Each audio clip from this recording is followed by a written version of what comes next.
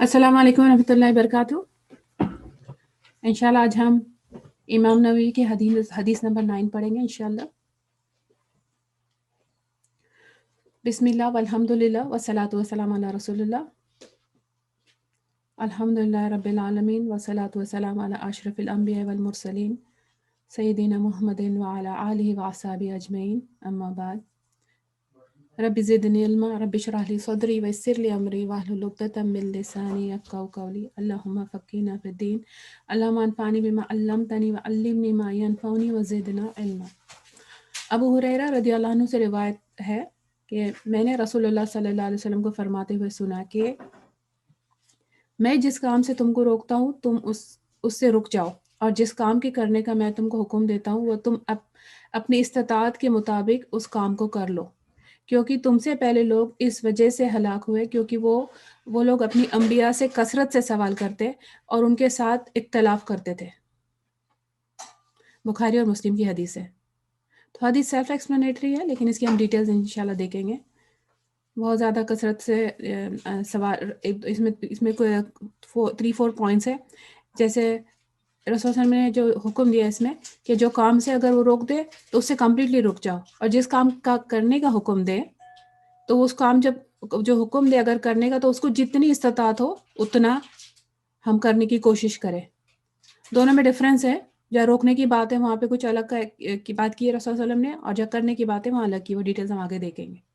फिर और उसके अलावा कसरत से बहुत ज़्यादा सवाल करने से मना किया क्योंकि उसके नुकसान क्या है। तो इसमें जो पिछली कौम है वो हलाक हुई, तो हमको मना ये हदीस बताई जा रही कि हम वो चीज़ से रुक जाए जो चीज़ से बाकी लोग दूसरे जो पीछे हमारे गुजरे वो हलाक हुए, ये सिखाया जा रहा है। अब इसको कॉन्टेक्स्ट में देखते हैं कि इस कॉन्टेक्स्ट में हदीस आई। तो इसका बैकग्राउंड ये है, एक दूसरी हदीस से पता चलता है कि अबू हुरैरा रज़ियल्लाहु अन्हु से रिवायत है कि रसूलुल्लाह सल्लल्लाहु अलैहि वसल्लम ने हमें खुतबा दिया। खुतबे में फरमाया, ए लोगो, तुम पर हज फ़र्ज़ किया गया है, तुम हज करो। एक आदमी ने अर्ज़ किया, ए अल्लाह के रसूल, क्या हर साल फ़र्ज़ किया गया है? आप खामोश रहे। उसने 3 मरतबा ये सवाल किया। रसूलुल्लाह सल्लल्लाहु अलैहि वसल्लम ने फरमाया, अगर मैं कहता हाँ तो हर साल तुम पर हज वाजिब हो जाता, और तुम इसकी ताकत नहीं रखते।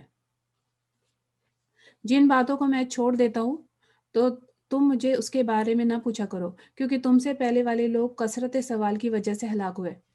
यानी बहुत ज़्यादा सवाल की वजह से जब उनको उसका जवाब मिल गया तो उस जवाब के मिलने की वजह से उस पर वो अमल करना मुश्किल हो गया, वो अमल नहीं कर सके। तो अगर अमल नहीं कर सके तो क्या वो अपने रसूलों की नाफरमानी हो गई, और जो अगर अपने रसूल से नाफरमानी हो जाए तो फिर इस वजह से जो नाफरमानी करेंगे अपने रसूल वो कामयाब नहीं हो सकते। तो जो कामयाब नहीं हो सकते वो हलाक हो गए, बर्बाद हो गए। ये इसके पीछे कॉन्टेक्स्ट है। तो इस हदीस से फिर क्या पता चला कि हमको वो इन चीज़ों में इसमें बताया गया कि हमारे हलाकत का वजह बन सकती है, वो चीज़ हमको अपने आप को रोक देना है। जैसे पिछली कौम जो है इससे क्या माना है, पिछली कौम उसमें इन जनरल सब हो सकते हैं, नूह अलैहिस्सलाम से लेके राइट अप टू ईसा अलैहिस्सलाम तक, ये सारी कौम है। लेकिन स्पेसिफिकली हमसे जस्ट हमारे पहले पिछली हम जस्ट बिफोर अस कौन सी कौम गुजरी है, ये यहूद और नसारा, जूस और क्रिश्चियन।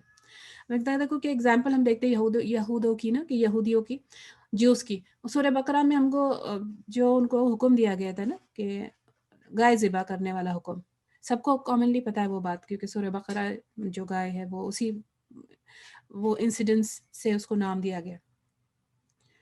तो पहले जब उनको मूसा अलैहिस्सलाम ने आके बताया कि अल्लाह हुक्म दे रहे कि गाय ज़िबा करो, ये उसमें भी ये है कि उनके जो हमको पता चलता है उसके सूरह बकरा में जब उनको जो हुक्म दिया गया था कि गाय ज़िबा करो, तो उनके किसी का जो मर्डर हुआ था, तो जिसकी वजह से उनके वो कौम में, तो उनके आपस में उसकी वजह से बहुत प्रॉब्लम्स हो रही थी, और पता नहीं चल रहा था कि किसने कत्ल किया हुआ है।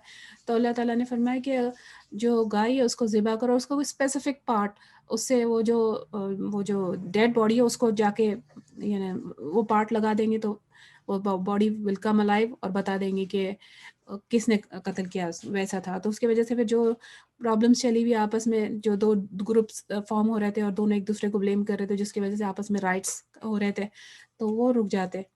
तो लेकिन फिर उनको इस वजह से कहा गया कि एक गाय ज़िबा करो। तो वो क्या करने लग गए कि मूसा अलैहिस्सलाम को उन्होंने लगातार बहुत सारे क्वेश्चन किए, इतने क्वेश्चन करने लग गए वो جیسے ان کو پہلے تو انہوں نے کیا، جب موسیٰ علیہ السلام نے کہا کہ اللہ کہتے ہیں کہ گائے ذبح کرو، تو ان کو ناراض ہوئے، کہنے لگے کیا مذاق کر رہے ہو ہمارا؟ مطلب وہ یہ کہ سبحان اللہ، ان کو گائے سے کچھ ایک اسپیشل ان کا ریلیشن شپ رہا ہے نا، جو ایجپٹ جو ہے یہ فرعون کی جو قوم ان کے ساتھ وہ رہے ہوئے، اس وجہ سے ان کا کچھ وہاں پہ کچھ لنک، کچھ ویکنس رہا ہے. تو پہلے وہ کہنے لگے کہ ہمارا مذاق کر رہے ہو، کہ کیونکہ ان کو ایسا لگ رہا تھا کیونکہ ان کی گائے کی جو محبت ہے یہ ان کے دلوں میں گھر کر گئی تھی، یہ جو موسیٰ علیہ السلام کی جو قوم تھی جو ایجپٹ سے آئی ہوئی تھی. تو پھر انہوں نے کیا کیا کہ آگے سے وہ کہنے لگے کہ موسیٰ علیہ السلام سے کہ بال کی کھال نکالنا شروع کیا کہ یہ گائے کیسی ہو، اس کا رنگ کیسا ہو، اس کی عمر کیا ہو، وہ کیا کرتی ہو. ایسے کرتے کرتے وہ اتنا وہ شارٹ لسٹ کرتے گئے، بس حجتیں کرتے گئے. تو اپنے آپ کے لیے اتنا مشکل کر دیا کہ وہ پھر ایک بار اگر پوچھ لیا انہوں نے کوشچن کیا اور اس کا جواب ان کو ملا، ایگزیکٹ ویسے گائے ملنا ان کے لیے اتنا مشکل ہو گیا. اب پتہ چلتا ہم کو ہمارے دوسرے اسکرپچر سے کہ اگر یہ بات میں تھوڑے سے اختلاف ہے کہ مطلب یہ بات حدیث ہے یا نہیں، لیکن پتہ چل کہ رسول صلی اللہ علیہ وسلم نے یہ بات کی تھی کہ اگر یہ کیسی بھی گائے، کوئی بھی دبلی پتلی جس طرح کی چھوٹی بڑی فرسٹ گائے جو ان کو ملتی ہو، اگر وہ کر دیتے ذبح تو ان کا کام بن جاتا. لیکن ان لوگوں نے جو آبیل مجھے مار کیا نا بار بار سوال کرنے سے خود کے ساتھ، تو اتنا مشکل کر دیا کہ وہ گائے جو ان کو ہے، جو اسرائیلیت اسے پتہ چلتا کہ جو ایگزیکٹ ان کو گائے پھر ذبح کرنی پڑی، وہ اتنی مہنگی پڑی کہ جتنے جو گائے کی جو سکن ہے نا وہ بھر کے ان کو گولڈ کوائنس دینے پڑے وہ ایک گائے کے لیے، اور پھر باقی سب کے لیے بھی آگے بھی کتنا انہوں نے ہر چیز کو لے کے مشکل کر دیا. تو اس سے پتہ چلا کہ یہ ایکسٹرا ایکسیس جو سوال ہے، سب سوال منع نہیں ہے، پر یہ جو جس طرح کے جو سوال ہے جس میں یہاں پتہ چلتا ہے کہ کس وجہ سے وہ سوال کر رہے تھے، ایسے سوال منع کیا ہے. اور بھی دوسرے ریزن ہے جس میں منع کیا گیا، ہم دیکھتے آگے. کیوں یہ گائے کا جو یہاں جو یہ والا واقعہ دیکھیں کہ یہ قرآن میں آتا ہے کہ وہ اشربوا فی قلوبہم اجل، کہ ان کو جو ہے بچڑے کی محبت دل میں بس گئی تھی، ان کے یہ ان کے دلوں کو پلا دی گئی تھی بچڑے کی محبت.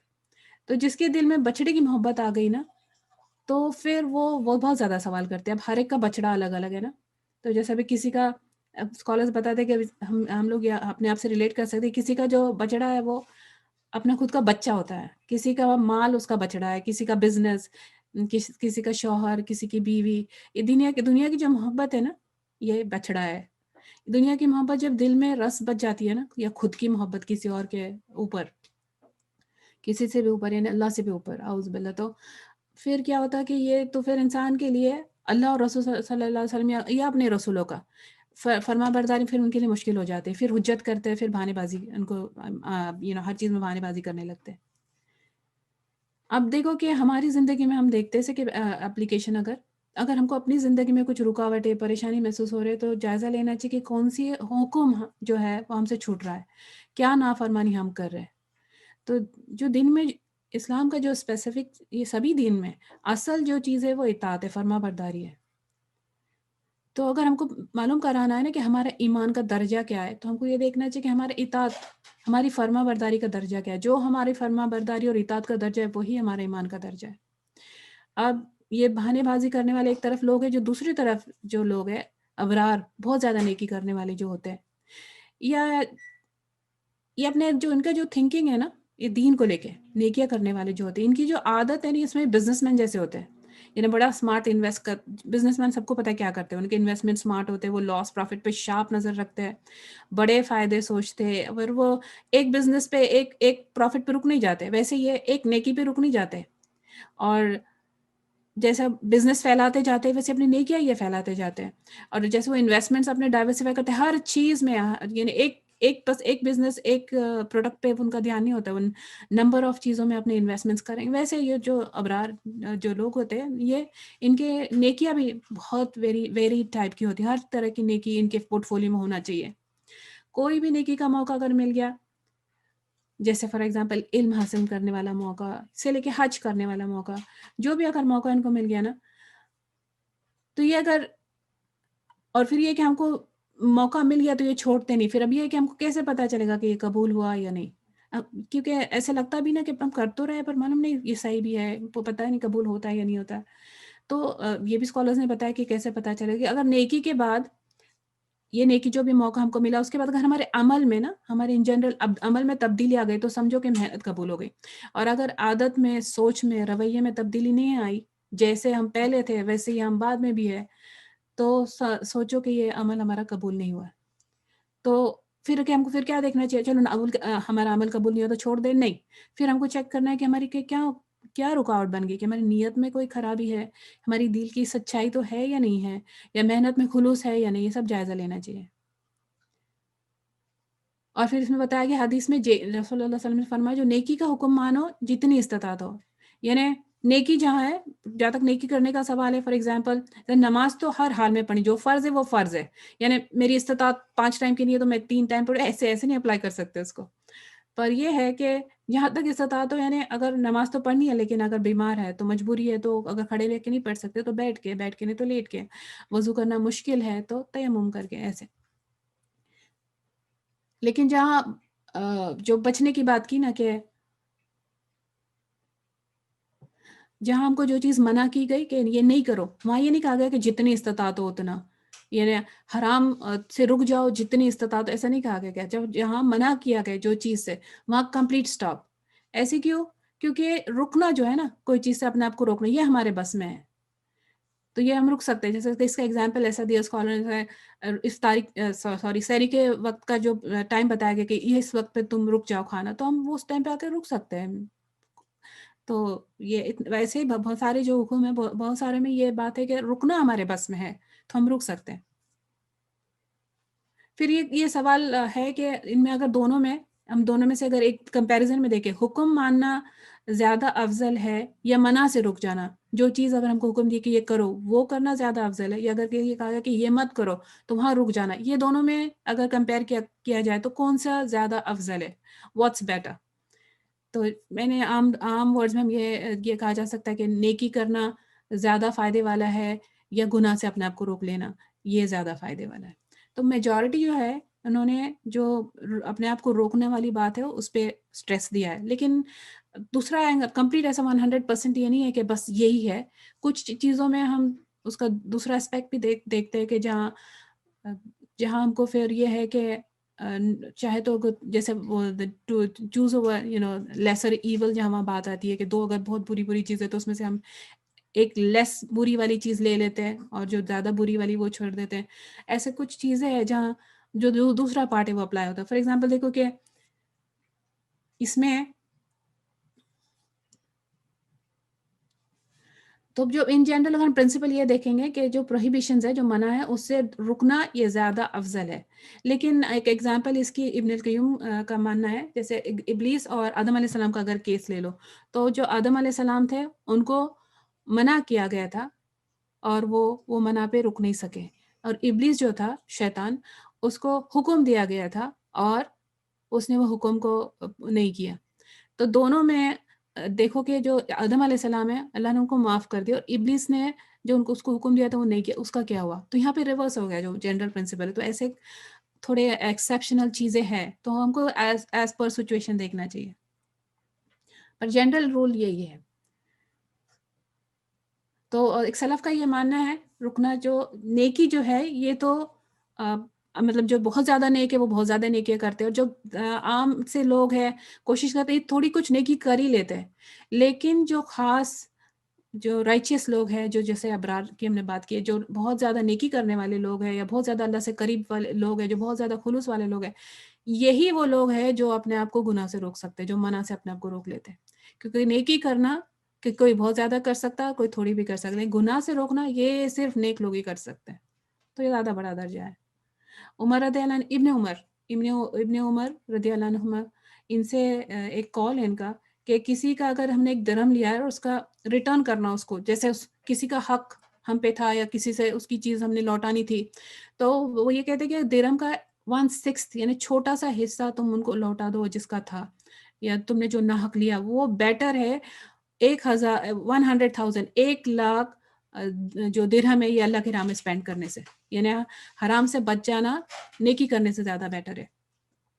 پھر نیکی کے جو لیول کے ہم دیکھیں کہ نیکی جو لیولز کیا کیا ہے. نیکی بھی جو ہے یہ لیولز ہے، ڈگریز ہے. جیسے ہم ڈگریز کیا ہوتا ہے، پہلے ہم کنڈر گارڈن کی ڈگری لے لیں یا پھر مڈل اسکول کی، پھر ہائی اسکول کی، اس میں ہم پروگریس کرتے رہتے. ویسے تو سب سے پہلے جو لیول ہے وہ عام لوگوں کا، یا جو ہر حال میں اتنا تو ہونا ہی چاہیے اگر اپنے آپ کو مسلم ہم کہتے ہیں، تو جو ہمارے بیسک فنڈامنٹلز ہے اسلام کے نا، جو اس کے پلرز، اس کے فرض، ان کو کرنا ہے. یہ فرسٹ ڈگری.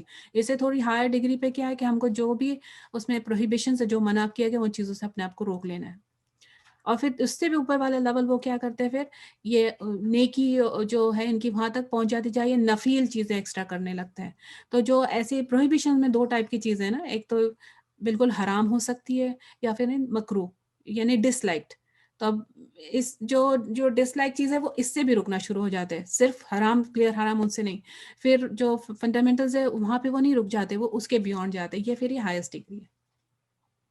اب اس سے یہ کوئی کنکلوژن نہیں نکالے کہ ہم کو کوئی کوشچن کرنے کمپلیٹلی منع کر دیا کہ پروہیبیشن 100 کبھی کوشچن نہ کرے، ایسے نہیں.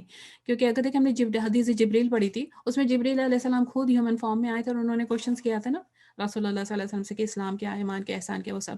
تو کوشچن برے نہیں ہیں، لیکن جو یہاں پہ جو کوشچن منع کیے جا رہے ہیں وہ 2 ٹائپ کے کوشچنز ہیں. ایک ٹائپ کا کوشچن وہ ہے جس میں انسان کی جو نیت ہے وہ صحیح نہیں ہے، اس میں سنسیئرٹی نہیں ہے، اس میں خلوص نہیں ہے. کیوں کوشچنس پوچھ رہے ہیں؟ ہم بھی اپنے آپ کا جائزہ لیں، گروپ میں یا کچھ ایسا ہو، ہم نے کلاس میں بھی دیکھا ہے، اسکول میں، کہ کب لوگ کوشچنس کرتے ہیں. ہر ایک کا کوشچن اچھی نیت سے نہیں ہوتا ہے. بہت سارے لوگ اس وجہ سے کوشچن کرتے ہیں کہ ڈیبیٹ کے لیے، بس کسی کو مشکل کر دینا ہے، سامنے والے اس کو ایکسپوز کر دینا ہے، یا پھر دوسروں کو نیچے گرانا ہے، یا پھر اپنا نالج بتانے کی کوشش کرنا ہے کہ میرا نالج کتنا زیادہ ہے، میں یہ ایسے سوال کر رہا ہوں. تو ہونا یہ چاہیے کہ اگر بندہ یہ سوال کر رہا ہے تو اس کا مقصد یہ ہو کہ میں اس کے ذریعے اپنے آپ کو صحیح کروں، اپنے عمل میں اس کو لے کر اور میں اللہ کے قریب ہوں.